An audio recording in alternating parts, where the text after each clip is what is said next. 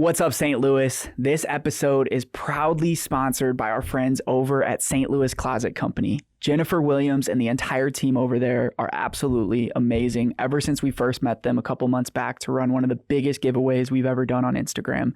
They just gave us some new swag. We got some amazing new hoodies for fall weather. We're going to be giving it out to our guests. But more importantly, St. Louis Closet Company is woman-owned right here in St. Louis. And if you guys are looking to get organized and get your life back on track, stop by their showroom at 2626 South Big Bend, or give them a call at 314-781-9000. Thank you, St. Louis Closet Co. Love you guys.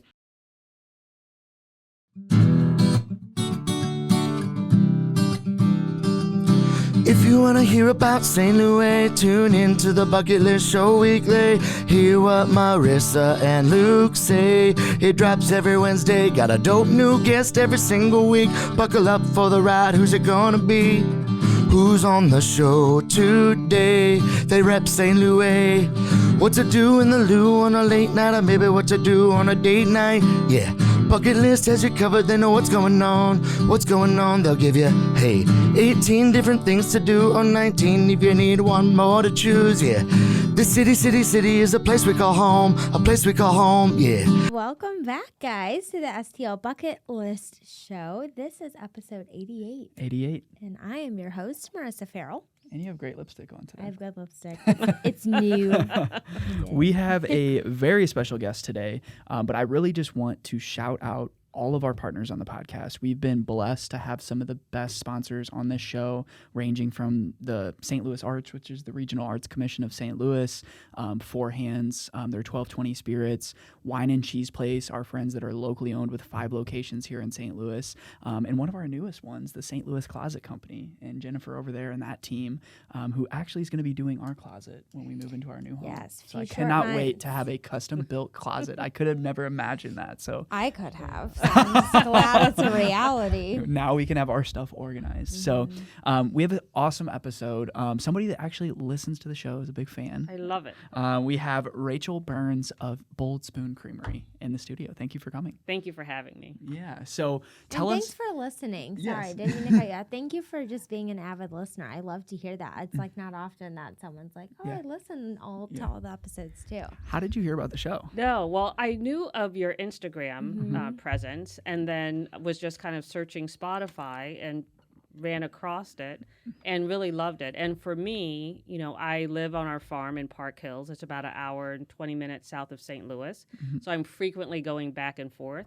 So I'm always looking for interesting podcasts. Topics. And that is actually kind of the right length that you could get in like almost a full podcast. I was going to say, that's actually perfect because we have some pretty long episodes. Yeah. And I'm Yes. like, anyone who's going from like St. Charles to St. Louis, you only have 45 minutes to listen. So that's a perfect chunk of time for to sure. get through the whole I thing. think that's the coolest thing about podcasts. And like we grew up in like this kind of content creation era, but like everybody listens to music. I love music. I'm wearing a Support Live Music shirt. But sometimes when I'm driving, I'm like, I just want to learn. I want to and it feels like the drive is shorter because you're not like changing the song and finding a new song and that you just put it on and you just learn about topics. And I think with our show, and like we talked about off air, is just like finding a unique approach to highlight St. Louis, but like highlight the people behind the businesses that we all support.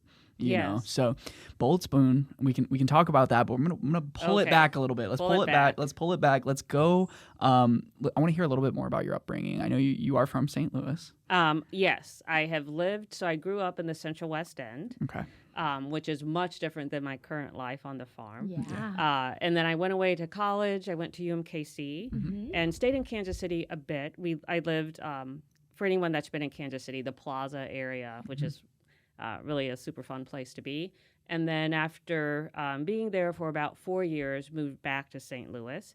And then my most recent place I lived was in University City. We lived just a block south of Del Mar, kind of at the intersection of Clayton, U City, and Ladue. And I lived there for 10 years. And then we'll talk about it more in depth, but kind of my business took me to our farm. Okay. So we sold our house in U City, packed up, and moved to a farm. Wow. So you've been a city person for a while. Yes. and now Because it's the like- West End is like this, like that to us. Just I think we always compare it to like when we go to Chicago or we go to New York, and you can walk everywhere. The Central West End has yes. that feel. Yes, I feel like. and the house that that I grew up in, my grandparents bought it, so it was like in our family. I mean, they paid like $10,000 course, for of it. I mean, course. it's like, why didn't you buy a bunch? Yeah. Like, oh, When you buy a lot of Sign yeah, us all it's all up. relative. Yeah, exactly. So that house was in our family forever. So we have a real, kind of deep connection to that. So frankly, I thought I would be a city girl my whole life. And then we started our business in St. Louis City, kind of outgrew our space. My husband was desperate to move to the country for like a decade. I thought he would get over it. He never did. And then things just aligned. And now we find ourselves the owner of a 57-acre farm in Park Hills where we live and make our ice cream. Oh my Yeah, goodness. that's amazing. Big jump. That's like the American dream. Yeah, I to know. have really the is. space. I Yeah. mean, really. Yeah. So now that how long have you been on the farm? We moved in January of 21. Okay. And then our business, we started producing there in May of 2021. Okay. So the reason that there's that kind of gap there is a lot of the reason that we are where we are is because there was a barn on our farm that I thought was perfect for a commercial kitchen. So before we even bought it, I had the local health department come out and say, hey, can you just look at this before we spend all of our money on this place to make sure that it is fit for how I intend to use it. And oh, by the way, we'd like to grow a lot of the fruits and herbs that we put in our ice cream on our farm. So could you also do soil sample and water sample before we smart. even bought it? And I will say that is a benefit about being in the country because they were like, yeah, no problem. I Like, was we ain't got nothing to do today. We'll yeah, come over and yeah. take some soil So samples. amazing, yeah. In St. In the Louis City, you're it's like what calling. date? Right, I know. Can you be available from 8 a.m. to 4 p.m.? Well, and you're really like Exactly. building your community out there. Like you're choosing to invest in their city and Yeah, it's bring really an great. amazing experience and amazing business that's sold all over St. Louis, but you get to tie those back to Park Hill. And that's probably Right. really big for that town to have you guys out there. Oh, yeah. People love it. Yeah. I mean, it's fun. We've been, on some local news like Channel 2 and 5. And then we'll talk about Tastebakers in a bit. But it was so fun because they're like, oh, my God, this is like, they act like it's Hollywood or Yeah, something. like, It's so I need it. hilarious. really are. When the news come out and stuff like that. Yeah. Celebrity, local It celeb. is cool. So you made your first batch in 2017? Yeah. So Tell us about my that. whole business started because I made a mistake. My mistake is that I planted mint in our garden instead of in a pot. Anyone with any gardening sense would tell you that was a ridiculous thing to do because it just completely takes over. So we just were looking for something to do with this mint. And my husband was making mojitos, that just kind of cut a little bit Sure. of it, but Yeah, it's like like a few. it did nothing. We didn't water it, we were giving it away, and it just was like flourishing. So I said, well, clearly this mint wants to be around, so we need to figure out something to do with it. So I just started making mint ice cream. And I had been just a lifelong lover of ice cream. Like I remember asking my parents just at ridiculous times, like Yeah. before breakfast, wherever, could I have ice cream? I love and, that. Yeah, and they would say no. So it's just kind of funny how things have evolved. But we had, which probably a lot of people do, just an old Cuisinart machine in our basement. It's like on the shelf where everything goes to die. Yeah. Like it had inches of dust on it. And so I said, well, I'll make mint ice cream. My husband likes mint ice cream. And I dusted it off and just found a recipe for like real mint ice cream with fresh leaves. And then made the batch, had friends over, had it, and then didn't think of it again. And then kind of the next year, 2018, did the same thing. But then they started kind of expecting it, right? So it kind of twisted a little bit. And then in 2019, I just started making ice cream. It made no sense. Like as a hobby, I was like, this is off the rail. So I told my husband, I need to either make this a business and figure out what that could look like, or just stop this because this is crazy. Your whole house was overtaken. Yeah. I mean, I just would experiment like an outrageous amount. Of different. Yeah, with the different mint cooking. or No, like okay. at that point, I was like expanding different out. types. Right. So I would go grocery shopping, and then I'd see an ingredient. Like, oh, I wonder how that would be in ice cream. Then I would go back and, experiment with that flavor, experiment with different combinations. I mean, our freezer, which was a chest freezer, was like full Totally. of my experiment. Like when I say it went off the rails, it like really went off the rails. Wow. So then when you went to college at UMKC, what did you study there? And like, does that align with what it is you're doing as a business I know. owner? Well, in a way, yes. Okay. And in a way, not at all. So my life prior to this was as a corporate investment consultant. So I help like large publicly traded companies with their investment strategies for their pension plans and their 401k plans. So that's not culinary based, but that experience is incredibly helpful at running a business because then I evaluate everything quantitatively, right? Like I just rely on the data to make decisions. It's not like a gut feel or like, oh, I really love this flavor. Well, guess what? No one else black and does. white So for you. you need to. Exactly. Right. Yeah, it's very black and white. And just evaluating opportunities too, right? Because every new opportunity does come with a cost, right? There's a payback period involved and all of those things. So that part of my life prior is very helpful now.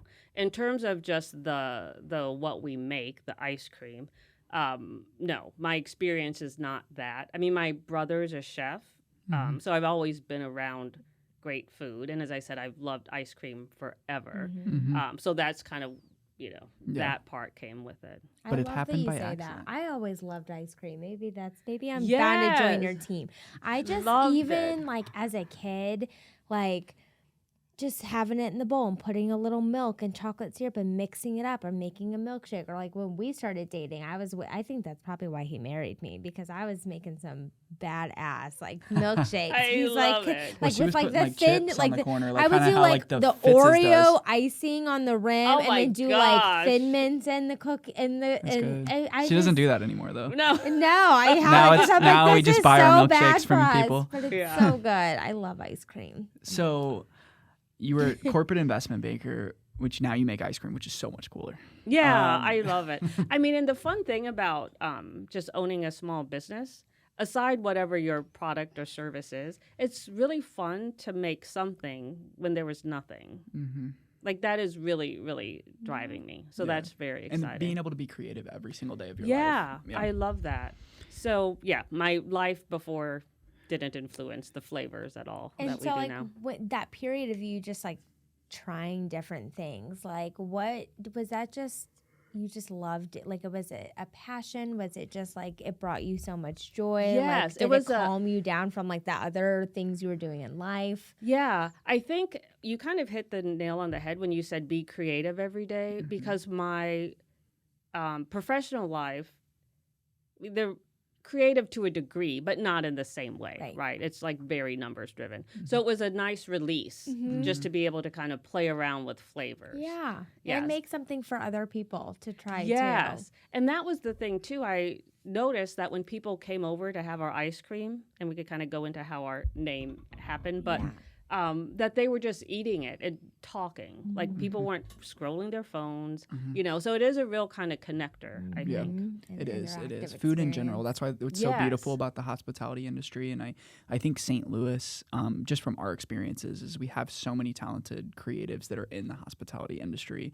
you being one of them. So I want to talk, we can talk about the name in a second. yeah, I know for people sure. have been asking about the Bold I Spoon. love It it. is a bold name. I love it. It is. It's just cute. I love it. But I want to learn a little bit more about your husband or your partner and like Yeah. your day to day and what you guys do. Does he work with you? He on does. The farm? Okay. Yeah. So we live there. I mean, it's where we spend all of our time. Yeah.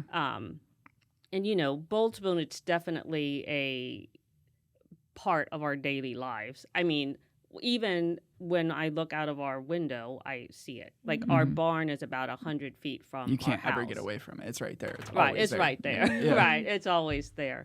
But yeah, I mean, we work together on the business aspect of it, which is huge because you have to have someone to kind of bounce ideas off of. And so he brings great ideas to the table. I hopefully bring great ideas to the table, and we kind of, hash it out. So definitely in that way, very much kind of a partnership in that regard. You know, both of us are at the City Park Stadium every home match. So he's there. And then also the farming. So he always laughs that I am like the big picture farmer. Like I just provide the general direction of travel, which apparently you need to actually get dirty when you're a farmer. But nonetheless, but he does all of the really hard work with respect to the farm and really very intentionally kind of plans where we're going to plant, what we're going to kind of rotate just for what's good for the soil. Because he really likes to do, I don't know if this is the right term to say, but like gentle farming, right? So as an example, we have a big pumpkin patch, which we use the pumpkins in our pumpkin chai ice cream. And, we had deer will eat like the flowers, right? And then you have no pumpkins. Yep. So to make that not happen, there was an adjacent field that he just planted a bunch of buckwheat in. So the idea was basically give them a buffet, make Before them they so get here. full that they do not want to eat our pumpkins. Yes. Yeah. Keep And it them works. away. Yeah, and then we had these strawberry, like about 300-yard rows of strawberries that we use for our ice cream as well. And the deer were eating those. So we put radios kind of interspersed throughout them, just like old school ones, like the knobs and batteries, and just put like a little bucket over it and just kept it on all night because it just sounded like people were chattering and they didn't want to eat it because they didn't want to come People. close. Yeah. Wow. 'Cause Right. people. That is gentle. Yeah. It's like, yeah. That is nice. Yes. That's It cool. is cool. That would be cool. Innovative. Yeah, that'd be cool to see the radios in the farm. Yeah. Like, just radios. People are like, these people are Like, crazy. what is going on? Yeah, what kind? Yeah. So the Bold Spoon name. Yeah. I stalked your website. I read your love whole it. story, but I want to hear it from you. So how has the name originated? Yep. What does it mean to you guys? And tell us how that fits with the mission that you guys are Yeah. moving So for towards. me, it's kind of the North Star on every flavor that we do. But the way that it came about, so like I said, in 2019, I just went off the rails and made a ton of ice cream. I was always experimenting. And then we agreed we were going to move forward and make it a business. What our business model was at the time was to sell wholesale to restaurants primarily. And we'll talk a bit about why clearly it was a beginning of COVID and we kind of shifted for very obvious reasons. But when we decided to make it a business, I then needed a panel of taste testers. And so we had a group of friends that they would come over. I would, it was our dining room table, so maybe like kind of, 1.5 times the size. I would make about 6 flavors of ice cream, and we would have surveys. I was so ridiculous. So I had a survey. It was like a full page. It's like, what is a forward flavor? What's a background flavor? Do you think they're well balanced? Would you think, would something else, would it benefit by the introduction of another flavor? What was like the mouthfeel? And I didn't tell them what the ice cream was. So imagine we're sitting around the table. I put ice cream down. I was like, why are they even coming back? Because I was like, no talking. And you couldn't cross-contaminate. You couldn't use like the same spoon for 2 different flavors. So I put the ice cream down and they would taste it, fill out their survey, and then I'd give them some wine. And then we would talk about the flavor. Yes. Right. Talk like all aspects of the flavor. I was like, rip it apart. Like, I need this feedback. Because I do think feedback is a gift. So don't just say, oh, it was nice. Like, that really is not doing anything. So they gave all their feedback.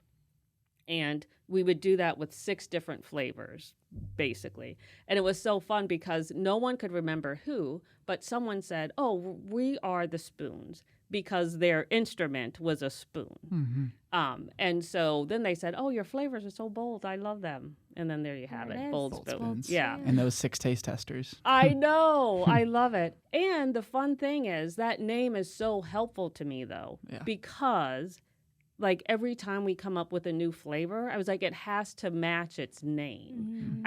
There's nothing wrong with just like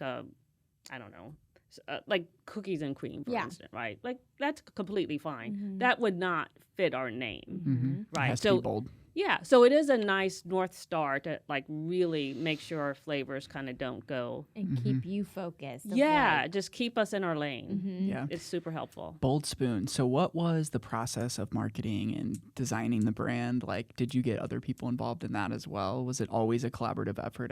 Every kind of step you took from like 2017, obviously, to 2019 was just the taste testing, the, in the Yeah. lab research and development. But then there was how do we get this to market?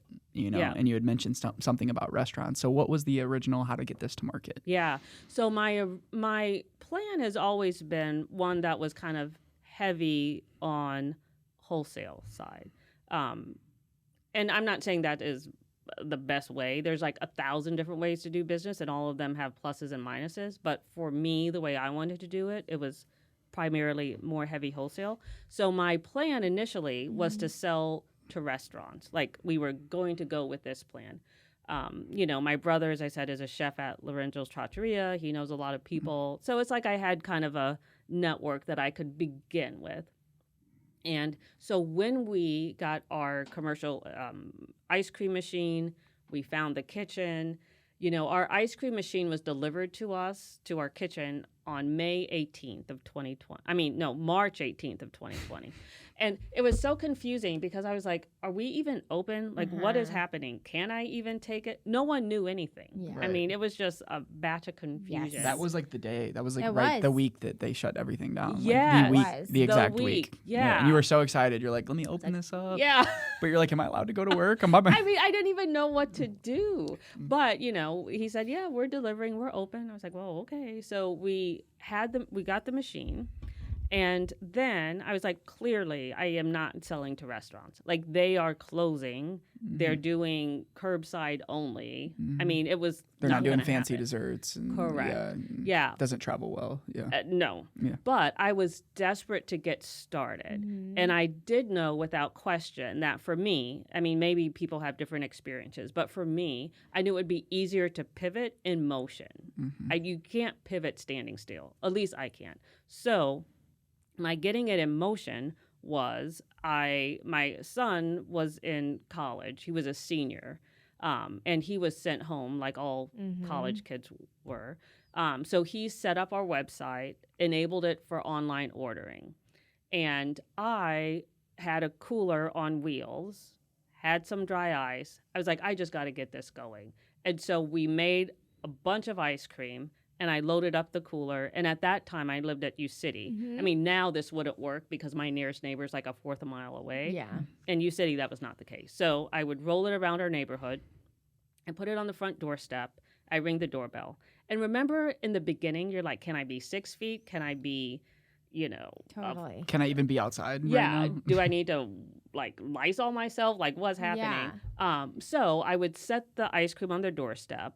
I did like little kind of single serves. And I knew, depending how many people in their family, I'd give them more or less. And then put a little note on it. I'd ring the doorbell and then run back to the street. And I'd say, hi, my name's Rachel. I live around the corner. Just started this business. Wanted to share it with you. A little treat for you and your family. If you love it, you could order it online. And, our delivery radius was like, 10 miles around our commercial kitchen. And then a couple hours later, we got an order. And I was like beside my... That's so cute. I know. Amazing. It was $40. So clearly not like life-changing Still, money. though. But it was like sometimes you just need a little nugget. Yeah. Like, okay, this could actually work. Right. And it's funny because when I took the cooler out, my husband's like, are you for real walking around our neighborhood with a cooler full of ice cream? I'm like, yes, I am He's for like, real. you're a kid, like selling Yeah. cookies. Like, what are you doing? I know. I'm like, yes. I just need people to taste it. Like, I just need that to happen. And so for about the first, when we were officially a business, I would say the first 3 to 4 weeks, we were just doing that, like online orders. But the fun thing was the first week was like neighbors. The second week was like our neighbors and, some of their friends that maybe I'd met. And by the third week, I didn't know anyone. So I was like, okay, these aren't pity buys. Like they're actual... Spreading. Right, yeah. So that was very exciting. And that was, actually continued on with that model, not exclusively. We added others, like until we moved. Then it's like it just wasn't viable. But then we started selling at farmers market. So Tower Grove, we still are there every Saturday. And then we had a couple write-ups in like Sauce and Feast, and then the grocery stores began. So that's kind of has been our focus. Yeah, a lot of growth in just a few short years. I mean, Yeah, that's a true like entrepreneurial story of like getting out, because you could have easily just said, oh, well, maybe it's just not meant the to right be. time. Maybe, but like you were already in it. You were like, Yeah. I'm already here. I have to figure a way out to make this work. Yes. Now, are you Agreed. doing wholesale to restaurants, or did that kind of just fall through the wayside? Yeah, we have a couple here and there. I mean, it's when grocery stores became a piece of our business, like we really just kind of put that as the focus. Because that's your wholesale bucket. then. Yeah, that's a wholesale bucket. And so, you know, if there are, we will, and we have done work with restaurants. The kind of fun thing about working with some restaurants is you could do like custom fun flavors. Like we've done a couple, like, you know, restaurants that have had signature cocktails kind of translated into an ice cream for them. Yeah. And I don't have that kind of freedom working with grocery stores because I have to, you know, invest meet the in the needs of what the consumer is buying. Yeah, you have to give them stuff Exactly. that sells, and you have to make sure that, you know, you have the ability to serve that Yeah. many. Well, You're- and just the packaging cost. I mean, like, you know, that's significant. And I have to commit to a lot of them to get a decent price. And so, but when I sell to restaurant partners, it's like I'm just giving them it at, you know, 3-gallon tubs. yeah, you're That's, just you bringing know, a tub in like, there. here you You say, go. go, here Yeah. you go. Right. And Yeah. it's probably great. So with the recognition of beyond just, you know, selling wholesale to grocery stores, you've also had a lot of media coverage. One we're doing kind of right now. Yeah. But so talk to us about, I mean, you've had NPR, you've been on the news, and they've discussed, you know, through segments of what it is you're doing. How did that feel for you? Just because I feel like, I don't know, you guys know more as being business owners, like, it's a short amount of time, but it probably feels a lot longer because of the grind that you've been at, like having at it. Yeah. But like Yeah. just being highlighted, like what does that feel like for you? It's fun. And I think our story, it's just like a fun, feel good story, right? It's like, you know, maybe people romanticize about selling their house in the city and moving to the country. You know, maybe they kind of are excited about starting a business, or they made a mistake and now it's a business. It's just it's a story of, you know, just kind of like possibilities, what kind of could be. Feel good You know. story. Yeah, Just exactly. like ice cream. It is a feel Yeah, good You feel story. good. It is. It is. It is. It's like I said, the American dream. Like you're now living on a farm, and like you get to have the best of both worlds because you said your husband wanted to do that, Oh and my now you can gosh. do it, but also Yeah. turn it into an income driving farm. Yeah. Not just like, oh, we're just gonna retire on a farm and just be there. Right. Now you're building this incredible business where everything's out right here in Missouri. You're growing the majority of most of the things that you put in your ice cream. Yeah, as well. and in fact, next year will even be more so. So we had about 1.5 acres of pumpkins. So we made our pumpkin chai ice cream with our own pumpkins.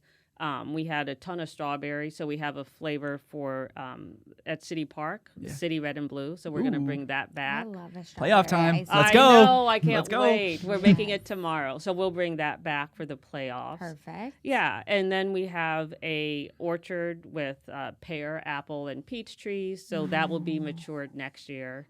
We'll use that. Summer flavor kind of, or summer spring flavor, or just any time. Yeah, you know, the apples are kind of, and pears are more kind of like now. Okay. Peaches like kind of late summer. Yeah. But they take like 3 years to really mature. Yeah. And then of course the mint. When we sold our house in U City, I dug it up and brought it with me. I was like, you I have have to have the OG So it's the same mint Well, tree. that's, Yes. yes, it's the OG. It's like what started the whole. It's You it's could have got a lot more symbolic. for that house. You could have I sold that house for a lot more. know. You're like, do you know what this mint means to me? Yeah, no kidding. That's crazy. You were like closing it. You're like, I So know. in terms of your husband's experience and like just wanting to live on the farm, like how much experience did you guys have like in terms of growing and like farming, and like what was your background like, or did you just kind of pick that up? Yeah, I had no experience, and I still will probably say I don't because he does like all of the heavy lifting.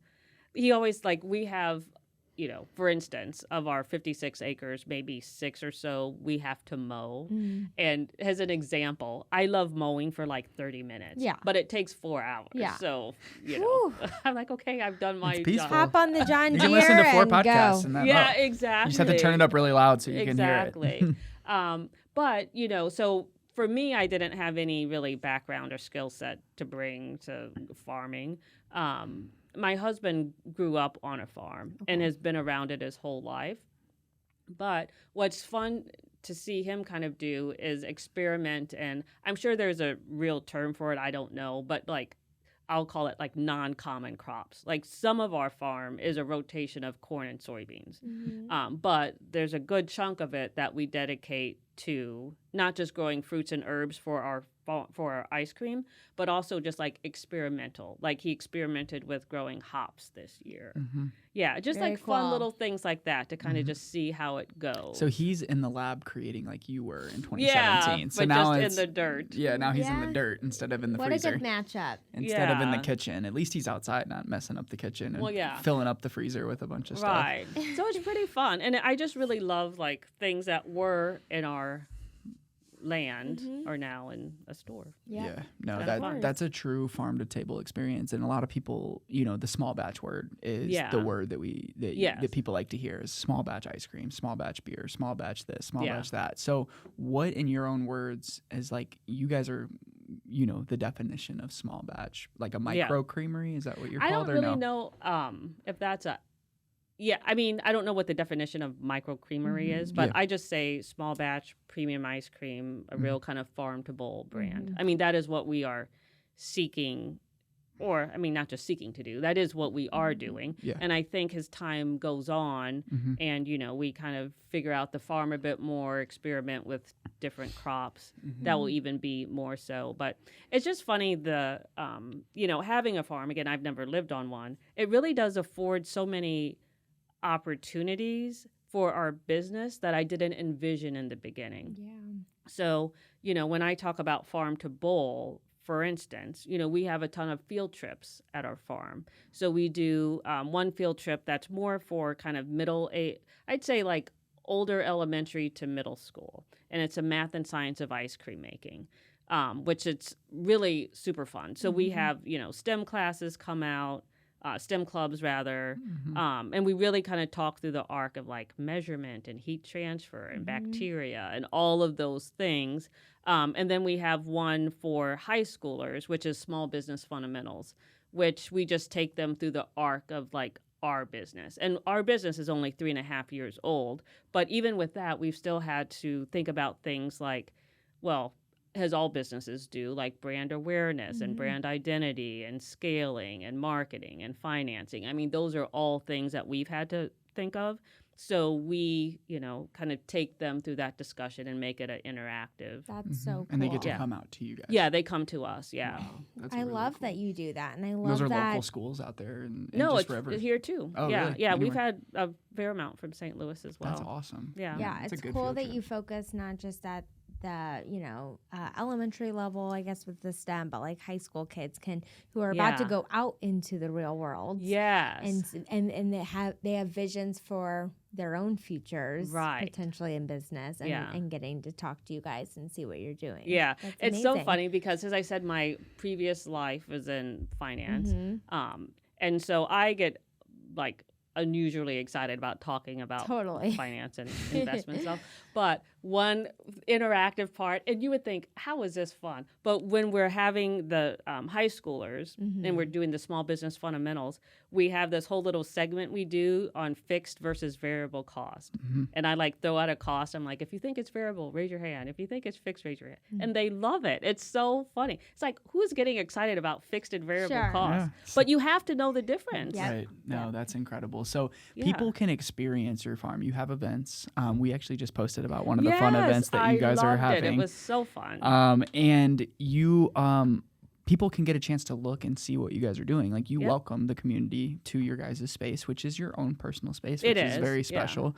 And then you're also doing a video with tastemakers and PBS, so they're going to be able to showcase your space, which Yeah. that's going to be coming out pretty soon after It this will, yeah. podcast. So tell us about what that feels like to host, to have people out, to really create a space that is bigger than just you and the farm and your husband. It's like you've created a business, a space, and a place for people to gather. Experience. Yeah. Well, I'll say our farm is beautiful. It's like nestled in kind of, you see from one side of it the St. Francis range of the Ozark Mountains. Like, so they're not like Everest tall, Yeah. but they're beautiful rolling hills. And especially now, it's like just an explosion of color. Yeah, and then we have a wooded area and like a big 3-acre pond. It's just really beautiful. And I will say my husband takes an enormous amount of pride and care. Like you will not find a piece of trash in all 57 acres. It's like crazy how much effort he puts in. So the fun thing about having people out is just sharing it with people and seeing them kind of interact with it, you know, like family. A lot of times when we have events, it's frankly mostly St. Louis people. Because I always ask, like we had on Saturday was our, Sunday rather, our farm fall open house. And we had pumpkin picking, we had amazing bluegrass music, we had out yard games, you know, beverages, people had ice cream. And I just asked, where are you guys from? Webster, Kirkwood, Ballwood, Central West End. Oh, yeah. It was just so... Lots of St. Louisans. Lots of St. Louisans and a ton of local people too. Like our neighbor rode their bikes over. And so it's just really, that's what I love too. It's just like the eclectic group of people that come there. So what we've decided to do, kind of our model going forward, will be to have one event every 4 to 6 weeks, just April through October. Nice. Because that's kind of like the peak Prime outside season. This was your and- last season. event. that Yeah. you just This said. is the last Okay, one for and the then- year. Oh, we'll have to go next year and bring Yeah. the We're baby gonna come to out. the Yeah. farm. I I mean, would that would be love it. amazing. Yes. Oh, I love that. So that's going to be our model going forward. The one we're planning in April is going to be around the eclipse, because seeing the eclipse in the country where there's no ambient light, I think is going to be really amazing. So Magical. it's not like fully formed. I'm going to send out a save the date, but Yeah. we're going to do it. So amazing. that, like, what I know, I won't ask any more about that because, like you just said, not fully formed. But I'm Yeah, like, it's that not would be fully formed. like, bring a It's blanket, happening, though. you know, just eat some food. And then eat what some ice type of like, cream. so obviously ice cream's involved in all of these Yeah. events, but like food, do you guys bring in outside food? Do you guys have like, do you guys also, you know, cook on site, like Oh. drinks and different things like Well, that? I think that might be a part of one or more of them. So we Yeah. have in the past, we did a shrimp and crawfish boil. We had an outside group come in, Graffiti Grub, which was really great. Oh yeah, I know them. Yeah. So I think we'll do different pairings with Yeah. different partners, Mm-hmm. you know, and just kind of see how that fits. works. Yeah. Yeah, because I mean, we have a commercial kitchen on site. I mean, that's where we make it, Right. right? So I mean, there's a lot of flexibility there. You know, it's funny because when we had the event on this past Sunday, I had this vision of this front yard concert series, like when we moved there. And it happened. Now, my husband thinks I'm crazy because I'm like, you know what? I just need to take 2 big swings a year. So I'm going to see if we could get the Foo Fighters. He's like, no, you can't. I'm like, well, they're already not coming if I don't ask. So That's right. yeah, and probably they won't, but who knows? They never could be like, this know. woman is insane. Or this so, sounds yes, we'll go. awesome, Or and they like could say we're this is a there. unique This sounds like our experience. vibe, Yeah. or who knows? We haven't done I something more know. low key in a Now, while. will it fit in the budget of the event? Maybe, maybe not. Who Well, knows? only if they Just shoot really your shot. reduce their fees. Yeah, exactly. You're That's like, okay, cool. we're gonna have to sell these tickets for a lot. But I put it in the universe. So if anyone knows That's Dave right. Grohl, my husband's a crazy fan. Yeah. Well, you have to put Make it it in the happen. universe, Word. and Make you a just have to connection. ask, and it's the same reason why this podcast happened. You just ask, and then you get what you Yeah. ask for. Like she filled out a form on our website, and like I said, we go through a process of reading through, Sure. and then I'm like, yeah, this would be a great episode. But if you never would have sent the message and never would have asked, Yeah, there would have that's never been right. that relationship connection. So I'm a big advocate of that. Like, you literally have to ask for what you want. And the law of attraction we talk about a lot is, you know, you have to imagine what you want already. You have to see the Foo Fighters there in your yard before And I it can already even do. have. Yeah. There you go. Dave Grohl, come on, my guy. coming. Are you Anyone listening? knows Are you him. listening? Yes. No. It'll he's not. come. Maybe, actually. I don't know. Who You knows? never know. Well, they say 6 degrees. I don't know the 6 degrees of separation. So. Yeah. Yeah. That's funny. So talk us through your flavors and just get like let's because we gotta get people to dive in. Oh take yeah, the for scoop. sure. Like, what flavors do you offer, and then like which are your favorites? Maybe Yes. pick like your top 2 faves. Okay. Oh, that's hard to say. Okay, or So- 3. Okay, I know. So one of I'll kind of do it in segments. My favorite non-seasonal flavor, so it's on our menu all the time, is our vanilla creme brulee. I love that. So it's our vanilla bean ice cream, and we make a caramelized sugar and nestle it throughout as we're extracting it. So if it's a thicker piece, it has a nice crunch like it does in a creme brulee, which I love. Yes. If it's a thinner piece, you know, it just kind of melts into a really luxurious kind of burnt caramel sauce. So that would be, of my non-seasonals, the favorite. Perfect. I would say of our seasonal flavors, and I'm talking ones now that are in grocery stores, and my third category will be ones not in grocery stores. Okay. So that creme brulee is in like Snook, Straub's, all the places we sell. The other one I would say would be the pumpkin chai, because last year and this year we're using fresh pumpkins from our farm. And I love the idea of being able, well, it's not the idea, it is what happens. We harvest them, roast them, and then are making the ice cream in a couple days. So it's like the span of time between them being in the dirt and being in your pint is like 2 days. Yeah. And I love that so much. So that would be my favorite seasonal. I would say my favorite one that kind of isn't in stores, we did this year. We had a patch of sweet corn, not too big, but like enough we could make a couple runs. And we had a sweet corn with blueberry, mulberry, and strawberry swirls. I loved that. Wow. Yeah, that was really It's like fun. a little sweet and salty kind of. Like the Yeah. sweet corn is. Sweet corn's good. I like sweet corn. I do too. And those are fun because when we do things like that, you know, we'll sell them at like Tower Grove Farmers Market, which we do that every Saturday, or, you know, for catering, things like that. Yeah. So if somebody were to try your ice cream for the first time, would it be one of these flavors, or is there like an entry level flavor? And it's like, hey, try the this. entry level. Because you know how people are. They're Yeah, like, I don't want to know. get too crazy, Yeah. you know, and I do. I want to Right. get Yeah, crazy. we'll always try something I'm outlandish. this one we have. I mean, Rachel brought us some stuff, guys. Like, and we'll report back next Thank week on the you. podcast and let you know. And we'll probably do a review. But the goat cheese and fig is an exciting one that I can't wait to try. Yes. I would say I love when people go all in and that's like the first one they try. Yeah. I don't know that I call it entry level, but that is like very much like the, you know, ice cream form of personification of our brand is that one. Yeah.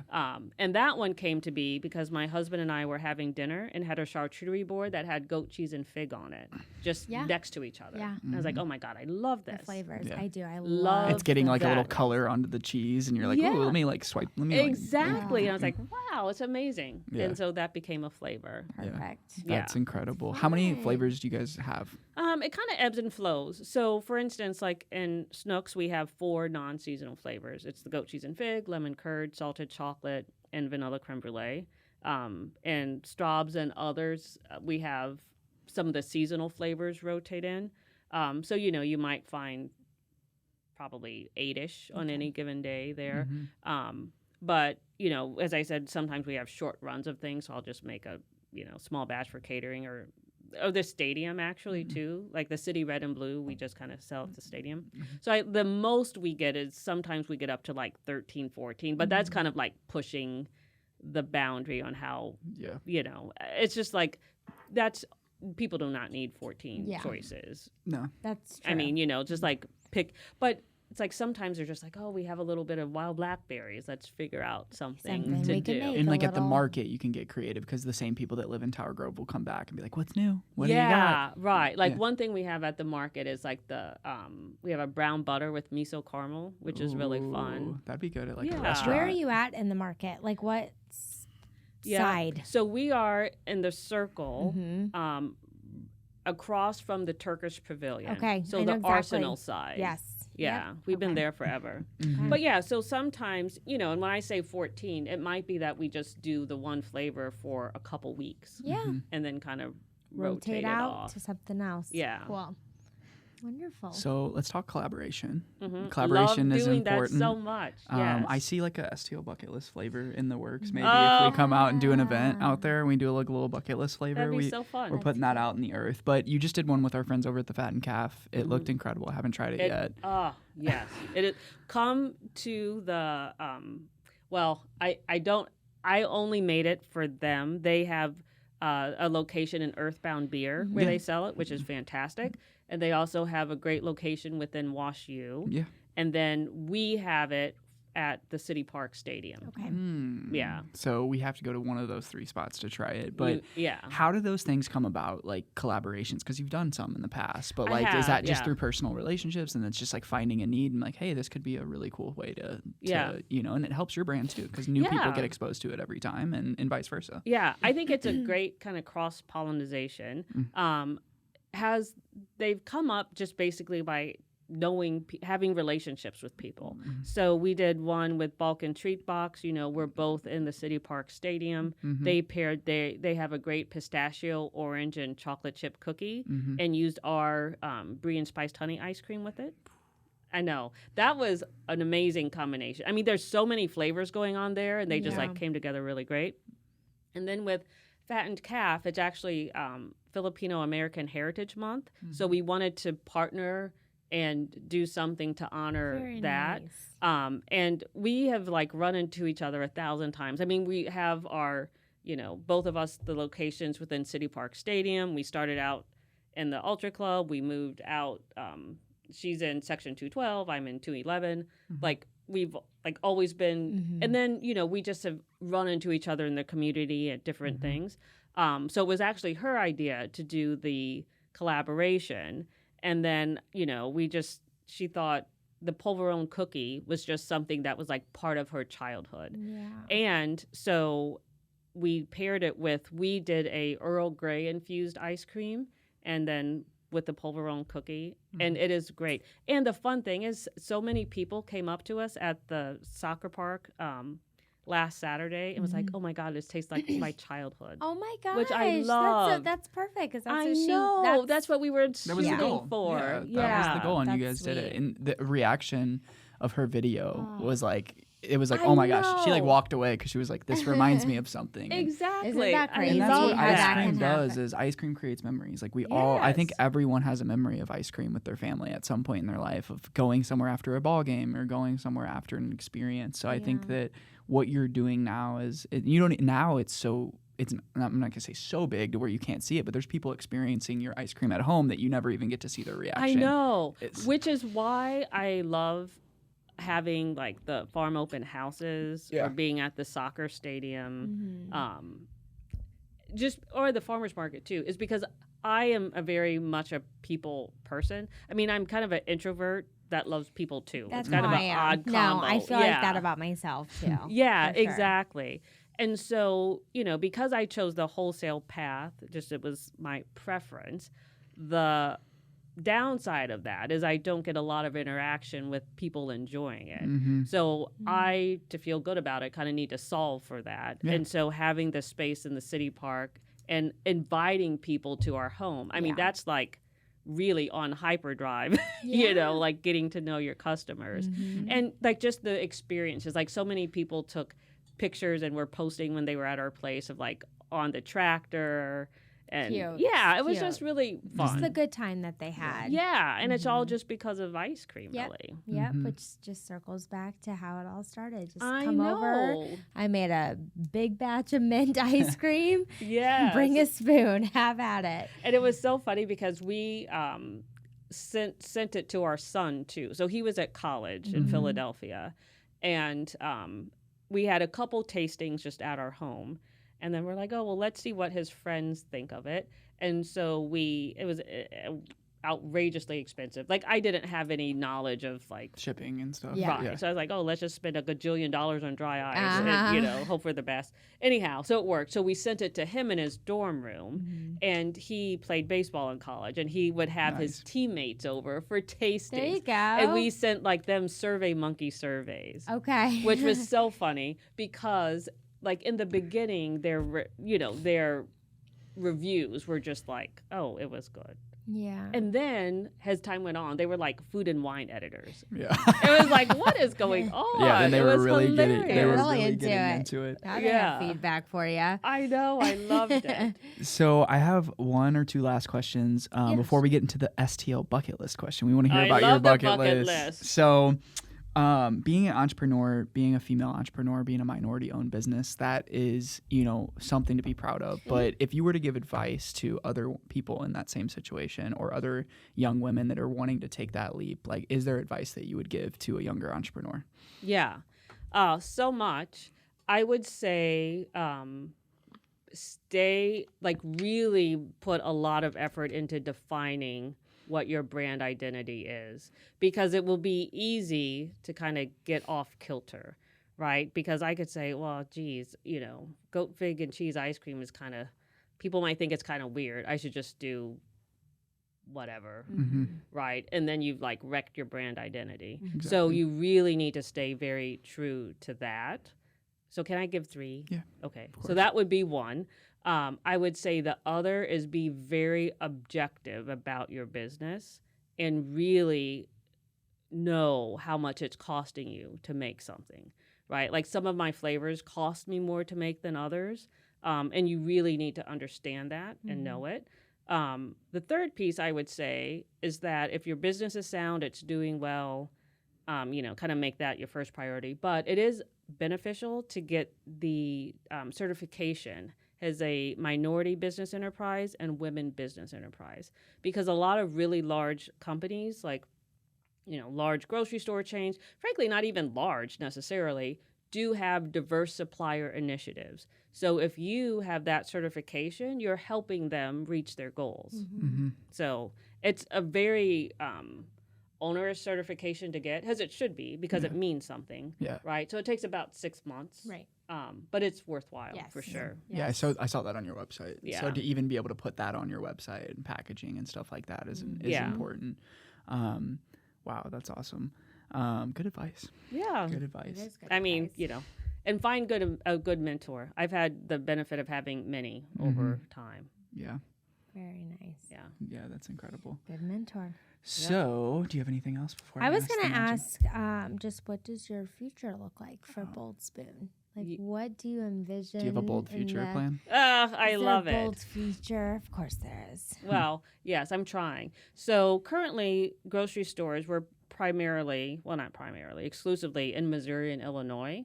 So we are looking to expand in the next, say, 18 months or so to the broader Midwest region. So that would be one goal. I would say kind of continue to refine our farm experience.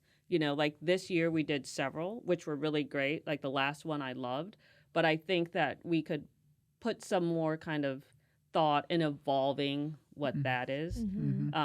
So that would kind of be like, if I was going to choose kind of the top 2, that would be it. Like we've had such a great experience at City Park Stadium. I'd be interested in kind of growing that to other venues as well. Yeah, no, that's awesome, because that gives you that physical thing. Because that was one thing I was going to ask you earlier when you mentioned the wholesale is small shops something you ever thought about? Because that gives you that feel. Maybe it's not the best for business sometimes, but it's like you could go in there and just see people and like interact with people and like physically serve people. So is that ever something you guys had thought about, or? Not really. I mean, So it's like so when everyone asks, "Oh, do you have a scoop shop?" I'm like, "Well, if you count City Park, kind of, but that is, once every 10 days for 4 hours." And you have to buy a Yes, we ticket to do. come see me, and you have Yeah. to pay a lot of money to come Right, see me. exactly. Exactly. And then we have our farm. But, I don't mind being a little bit odd in our approach. Yeah. Because I kind of like it being a special thing. Yeah. Like, when you come to us or see us. Or meet us this- at the market, or like, hey, Yeah. I'll see you next week. you know? Exactly. And the market has been so great because like we've actually have friends that are our customers now, because they like every week come and get there and then bring a friend. So that's nice because it's a flow of familiar faces and then introducing new to people as well. The Tower Grove Farmers Market specifically, Love it. and even We love Soulard it. and all of it, but Tower Grove, so many amazing businesses have started there. Yes. And their cost of entry and the support that they give for businesses to get in there. Because, like, there's, like, some there that just blow up and they have lines around the corner. And then it's just, like, crazy. And it's so big now. You've so got a big. couple more months there, right? Like, when do they close out for the so season? this season, November 11th is the last time. so a couple weeks. But they do have winter markets and holiday markets. So the season where it's like every Saturday, 8 to 12:30, that's over on the 11th. Okay. But then it goes to like every other Saturday in kind of different spaces. We learned that last year. Do you remember? We someone told us, I don't know, it was the hand pies that we had gotten. Yep, hand pie And guy. they were like, "Oh, come see us." And it was like was cold out. March morning and it was freezing, and we were like, I thought the market was closed, and that's when we found out that they do like these winter markets here and there. So you just have to look. We live right by carefully. Tower Grove currently. Yeah, Yeah. we're like right And across so the we go street, on so we're Tuesday there nights, often. which is the hidden Oh, gem that's night so because it's not fun. busy. Yes. Well, we go a lot of Saturdays. We go a lot of Saturdays too, Yeah. but Tuesdays are your thing. You It's were just like, oh, I'm nice. gonna go there and get Well, produce because tonight we for do dinner. the that. podcast, and then it's like sometimes I'm tired and we don't Well, want of to cook dinner, course. so we'll stop at like Farm Truck and get like a burger Yeah. and fried green tomatoes. Oh, that sounds and, you know, heavenly. Their just- fried green just sit tomatoes on are the- so good. on the blanket and chill out. But yeah, I So, love Tower Grove. Rachel, let's talk about your STL bucket list. Oh, so yes. I meant to Okay, prep go you, but ahead. since you listen, you kind of know this question. But the STL bucket list means something different for everyone, and your STL bucket list could be a list of your favorite spots to eat, maybe some parks and experiences that you guys like. So if you could give, let's just say you have some family coming in and you're going to St. Louis and you're going to be around town. Like, are there some spots that you would definitely make sure to check out with your people, and what would those spots be? Yeah. So I think one element about St. Louis that is so amazing that you really appreciate it when you go other places is how many great free options we have. So as a kind of comparison, my son went to school in Philadelphia. We went to visit him. We took him to the zoo, just the three of us, our little family. It was $100 to walk in. Here it's free. I mean, it is possible to be free. It's really amazing. So that is amazing. The art museum's amazing. The science center. I mean, it's just really phenomenal, the amount of experiences you could have as a family with very little outlay, which I have never been to another city where that's possible. That's true. That's So amazing. That would be my bucket list. Yeah. That's awesome. That and come to Bold Spoon Farm April through October, once every 4 to 6 weeks when I get my act together. That's right. That's No, right. that's amazing. That is true. The free experiences we talk we about. have I mean, we just spent so a fortune many. in New York City just trying to do regular things. Like, we went to see something for an hour, $70, $35 a Yes, person. Then we went to exactly. another experience. Like, we spent Yeah. like $300 in one day just doing stuff that we would do in town for free. And then you Yes. just go to lunch. You spend a little bit on lunch, and like your whole day, you had an 8-hour day for $40 or Yeah. $50. You Yeah. know. We are lucky We have a on lot that. of great options. That is very true. Yeah, that's what about like a date night spot? Do you guys have a date night spot that's like a bucket list spot? Is it Yeah. Lorenzo's? Yeah, well, that is pretty good where my brother is. So yeah, I would say Lorenzo's Trattoria would be one, but also we used to love when we were here going to Soulard. Like Molly's was fun. Yeah. Yeah, It that is seemed to be fun. like let's just Go you know. out. Let's have a couple glasses Yeah. of wine. Let's have a There's night. also a place. My husband, when he was in college, lived in South City, and Blackthorn. Do you know Pizza? that? Pizza spot? Yeah, I have heard of them. Oh Yeah. my God. It is amazing. Okay. And you guys It's- still go there to this day sometimes when Yeah. It's worth the wait. I think they have like 2 pizza ovens. Yeah. And, he said when he was in college, they would call in a pizza order like at noon for 8 p.m. pickup. Yeah. It's crazy. So they've good. been doing it for a long time. Yeah, They've been a pumping really out long good time. pizza. I mean, it's like really old school. Yeah. Yeah. So don't, just set expectations, but it is really spectacular. That's That's a new awesome. one. That's good. Yeah. Blackthorn Pizza. Let's go check Blackthorn it out. Pizza. We'll feature Yeah. them on the bucket list. We'll tell them Bold You Spoon won't sent us. need to, and it's actually a good value because you'll be hungry. I mean, you'll be full for days after. Yeah, Oh, I it's love that. it. Is it like It's thick like- If pizza? possible. Yes, it's literally like a brick. It is very thick. Okay. Yeah, that's Very good. awesome. Ooh, Yeah. I'm so hungry right now. Yeah, I I'm want to eat ready the to ice eat. cream. We're Yeah. gonna try the ice cream. Rachel, thank you so much thank for you your for time. having me. I love this Yeah. so much. Episode 88. Where can everyone follow you to Yes. support your brand, the company, all the things that you're doing? Sure. Instagram, it's at Bold Spoon Cream, and Facebook, it's at Bold Spoon Creamery. Okay. Okay, and the website boldspooncreamery.com. Yep, you got Okay, it. and they can buy and order. Are you guys shipping and stuff? We're like not doing that. It's primarily grocery stores Okay. is our main engine. So go to Snooks and Straubs. Snooks and Go- Straubs. Go Fresh try Time some Foundry. good. House, you'll Yeah. see it. Awesome. Thank you so much. Thank Episode you. 88. This is a treat for sure. So Yep. thank you. Likewise. Yay. All right, see you guys next week. Hey, St. Louis, my name is Peyton Gillis. I'm a CPA, and we help business owners, real estate investors, and other professionals use the same tax-savvy strategies utilized by the ultra-wealthy in corporate America to save thousands in taxes each year. I'm very excited to be hosting an advanced real estate tax planning workshop.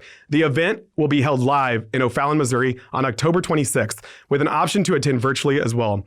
The goal? To help educate investors and professionals on how to leverage the lucrative tax benefits of real estate to improve their ROIs, increase their overall portfolios, and accelerate their wealth building journeys. So whether you're a new or a seasoned real estate investor, if you're serious about building wealth through real estate, I promise this will be an event you do not want to miss. Ladies, gents, your Tacova store is now open at Plaza Frontneck. If you're on the lookout for a great pair of boots or fine Western goods, stop by Tacovas at Plaza Frontneck Mall. Grab a cold one and let their knowledgeable staff get you fitted and acquainted with a mighty comfortable, handcrafted pair of boots that you'll enjoy for years to come. Each pair are quality made to keep you in a personal style that's all yours. Head over to Plaza Frontneck, step into a new pair of boots, and don't go gently. Today they rep St. Louis, yeah. They rep St. Louis. They rep St. Louis.